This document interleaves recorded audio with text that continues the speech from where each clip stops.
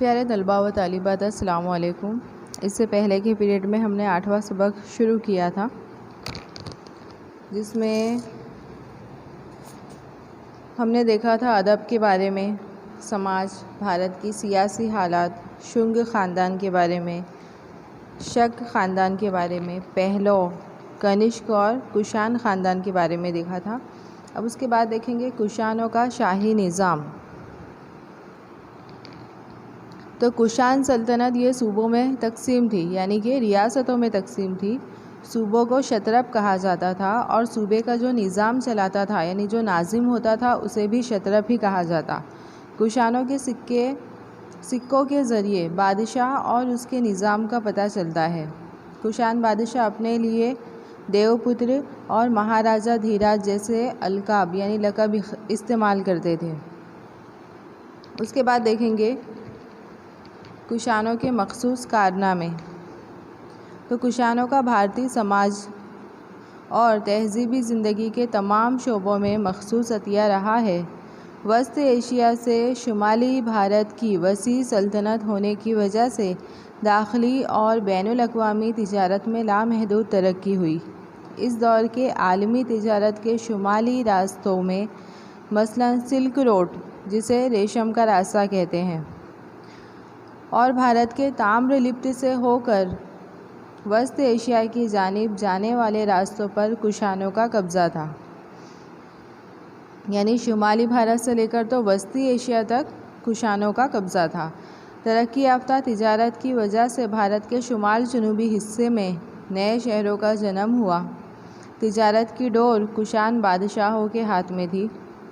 इनकी सल्तनत में सोने चांदी की बहुतात रहती थी, यानी बहुत ज़्यादा सोना चांदी था। कनिष्क अदब और साइंस इन दोनों उलूम का सरपरस्त था। यानी जो कनिष्क बादशाह था वो अदब और साइंस दोनों का सरपरस्त था। इस दौर में आयुर्वेद के बाबा माने जाने वाले चरक ने इल्म तिब यानी मेडिकल इल्म तिब पर मखसूस किताब चरक संहिता लिखी। मशहूर बुद्ध आलिम अश्वघोष ने बुद्ध चरितम नामी किताब लिखी। ये दोनों आलिम कनिष्क के राज दरबारी थे। इसके अलावा कुषाणों ने गांधार फ़न और मथुरा फ़न के लिए भी अहम काम किया। इन दोनों तर्ज में, यानी गांधार तर्ज और मथुरा तर्ज में बुद्ध की बहुत सारी मूर्तियाँ बनाई गई।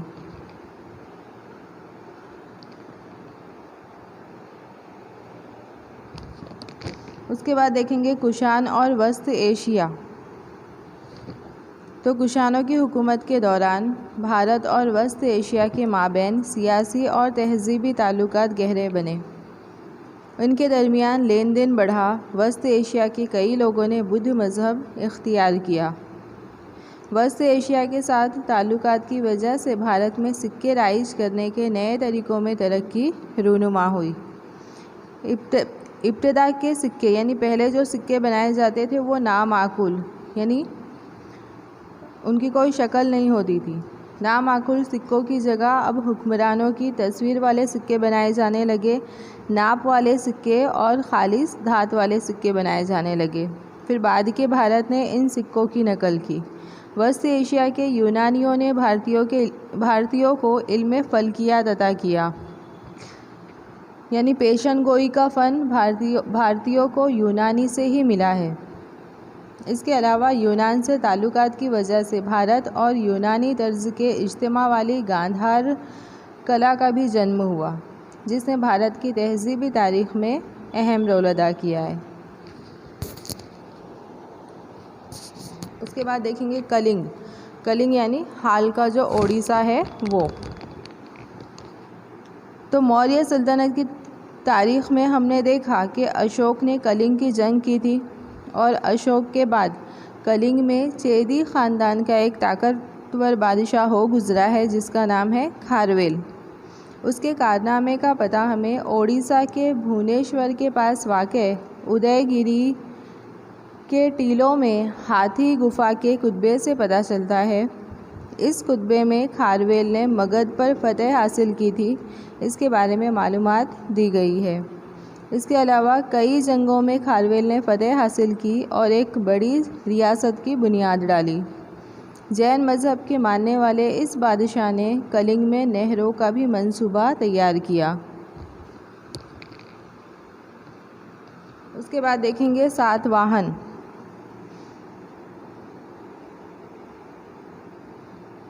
तो सातवाहन ख़ानदान भारत की सियासत में मखसूस माना जाता है और सातवाहन ख़ानदान के तमाम राजाओं में सबसे मशहूर राजा है गौतमी पुत्री सातकर्णी, जिसने शक बादशाह नाहियान को हराकर सातवाहन रियासत को फैलाया और नर्मदा तक उसने अपनी हुकूमत को फैलाया था। उसकी रियासत गोदावरी से कृष्णा नदी के दरमियान वाक़ थी। उसकी राजधानी महाराष्ट्र के औरंगाबाद के पास वाक़ प्रतिष्ठान यानी हाल का पैठण में थी। सातवाहन राजाओं की तारीख़ मत्स्य पुराण में पाई जाती है और उन्हें सागर के स्वामी के तौर पर भी जाना जाता है। उनके सिक्कों में जहाज़ की निशानी पाई जाती है। 3री सदी के निस्फ में सातवाहन सल्तनत का ज़वाल हो गया।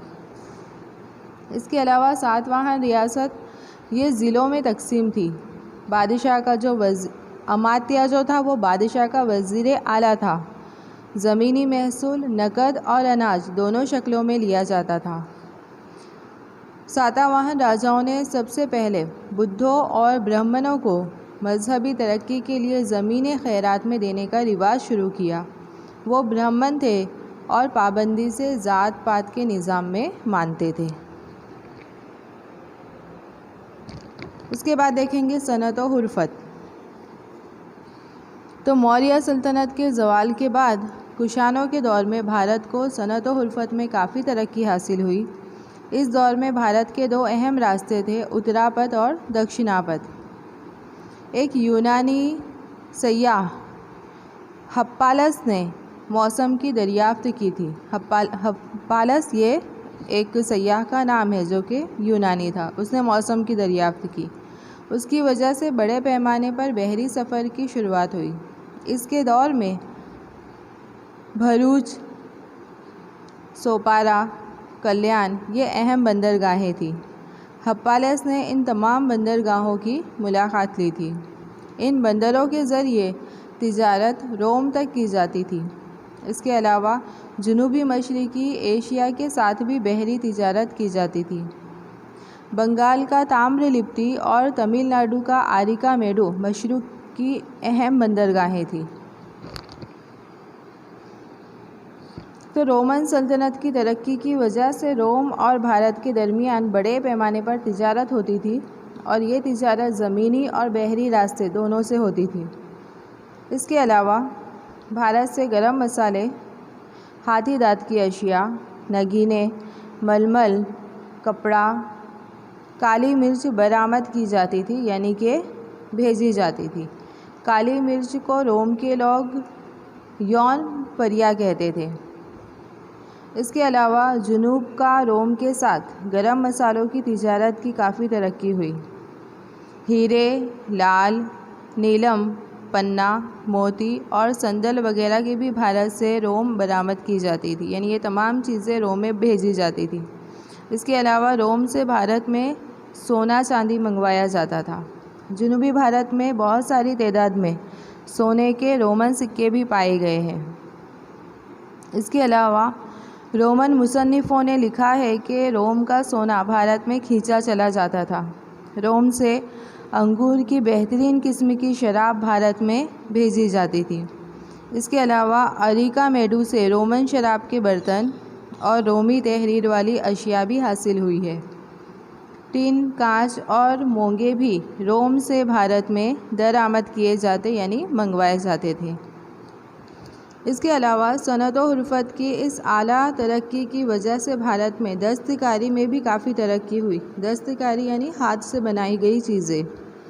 मिलंद पिन्हू किताब में 750 के करीब दस्तकारी का जिक्र मिलता है, जिसमें से 60 मुजस्समा साजी की सनतें थी यानी मूर्तियाँ बनाने की सनतें थी। उज्जैन में मालाएँ बनाई जाती थी। मथुरा और बंगाल में सूती और रेशमी कपड़े की सनतें खूब फैली हुई थी।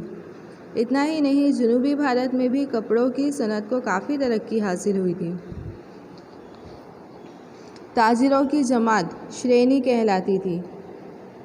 इसके अलावा काफ़िलों के ज़रिए होने वाली तिजारत को सारत कहा जाता था और वो बैनुल अक़वामी तिजारत करते थे, यानी जो काफ़िला होता था वो बैनुल अक़वामी तिजारत करता। इसके अलावा सारत वाहक या सार्थक उनकी जमात का अमीर होता था। इसके अलावा उस दौर में जुलाहे, अनाज के ताजिर, बाँस के ताजिर, तेल, कुम्हार जैसी जमातें वजूद में आई। वो अपने सदर का चुनाव करते थे और अशिया का मेयार भी तय करते थे। इसके अलावा इस दौर में श्रेया जो एक अदारा था वो बैंकों की तरह काम करता था और वो सूद की लेन का भी कारोबार करता था। तो इसके आगे का जो टॉपिक है वो हम अगले पीरियड में पढ़ेंगे।